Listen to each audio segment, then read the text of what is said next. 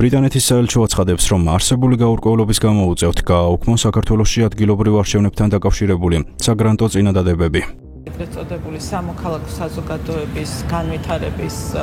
ფარდის უკან რეალურად ხდება პოლიტიკური აქტივიზმის დაფინანსება საქართველოში და ის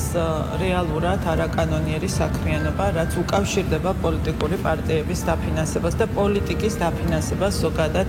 საზღვარგარეთიდან. ეს არ არის მიღებული არსად, ეს არ არის ნორმალური არც ერთ ქვეყანაში, როდესაც უცხო ქვეყნები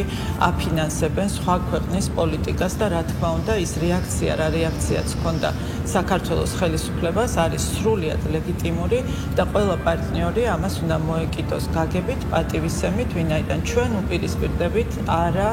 სამართლიან დამოკიდებულებას და არა წესებზე დაფუძნებულ ურთიერთობას, რაც უკავშირდება უცხო ქვეყნებიდან ქართული პოლიტიკის დაფინანსებას.